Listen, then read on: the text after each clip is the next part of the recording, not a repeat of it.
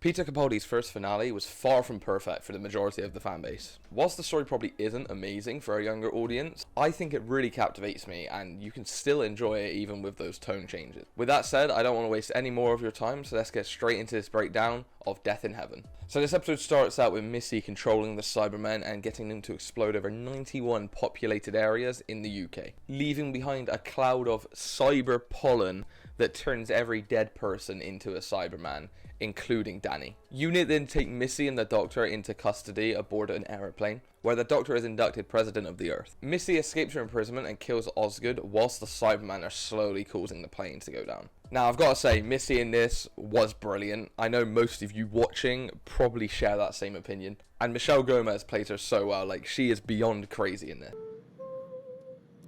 Hey, Missy, you're so fine, you blow my mind. Hey, Missy. Excuse me. I mean, she literally makes people compliment her before she kills them. I mean, when you get to the end of the story, she says that she did everything she did for the Doctor, which is pretty messed up considering most things she did goes directly against his morals. Michelle Gomez is so good in this role as well. She makes the Master both terrifying and hilarious, so you're not really rooting against them, but you're not rooting for them, and it makes it very entertaining to watch.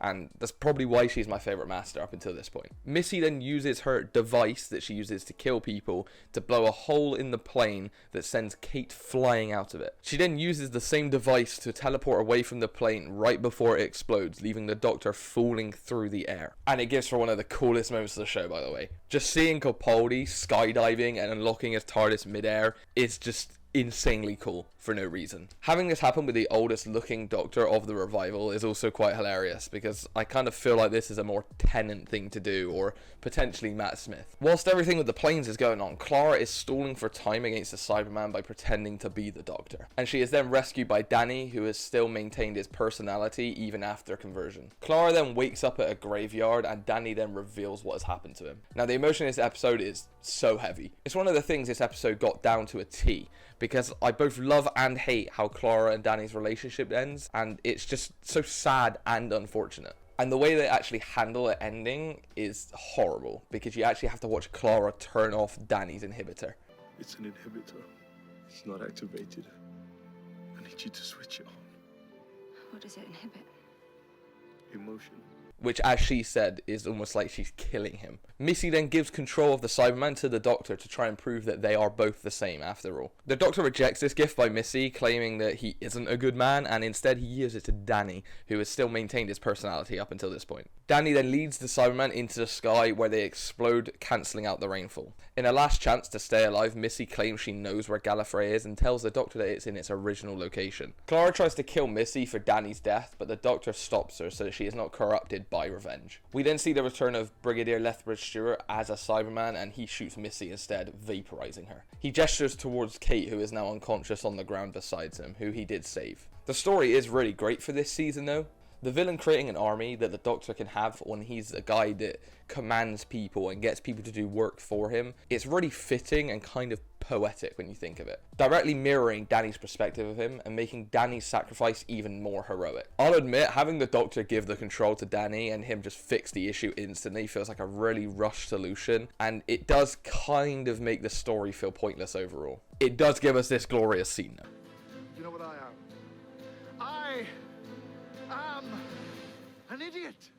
This episode is also really eerie, just knowing that all these Cybermen were previously dead people and could be anyone from the show's past. I know they were going for that payoff where the soldier salutes the Brigadier as he saves him, but at the same time, just knowing that this really long-lasting character from the series past is now a Cyberman, and that when he died, he went to this torturous hell. It's not a very nice thought, especially for people who are classic fans. I understand everyone's issues with this episode, and honestly, I agree to some point that having every single dead person from the show's history as a Cyberman is a bit horrible, but at the same time, I think that kind of works, and it makes Missy seem like an even worse villain, because just the thought of every single person you've ever known, good or bad, being a Cyberman now and having that horrible experience is terrible to think about, and it just amplifies that hatred.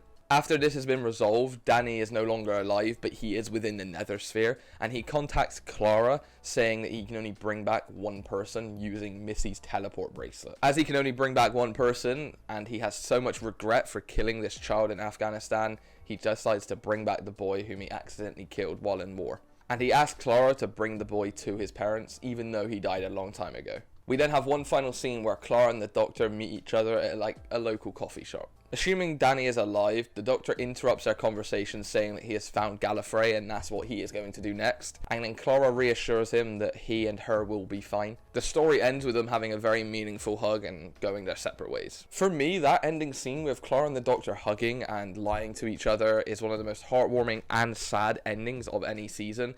And it's probably one of my favourites because of that. Why don't you like hugging, Doctor? Never trust a hug.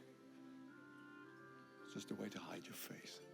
It truly shows our love and care for each other, and if Clara didn't return, I would be content with that ending. But if I'm being completely honest, I would have hated not knowing what happened to her, because if you think of what she lost, her life could have been very depressing from that point on. We will now be having a short intermission to decide which episode my next video will be about, so let's spin that wheel.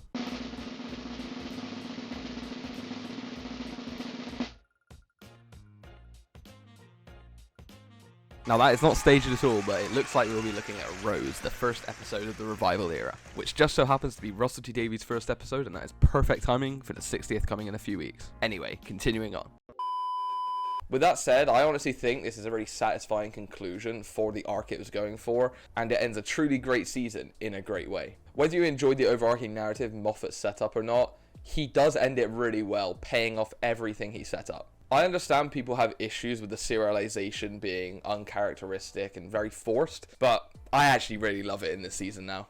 And I can't say that for most seasons of the show, and I really appreciate how it bookends this seasonal story. I was one of those opinions if you spoke to me like a year or two ago, but I don't know, this recent rewatch, I've quite enjoyed it. Unfortunately, that is all I have for you today, but hopefully you've enjoyed my perspective on this story. I would love to know yours though, so make sure you comment down below your thoughts. Real quick though, if you have made it this far, I'm probably right in assuming that you like or love Doctor Who, so why not check out my other video on the review of Dark Water, the first part of this two-parter. I'm sure it will entertain you as much as this did, and thank you for watching.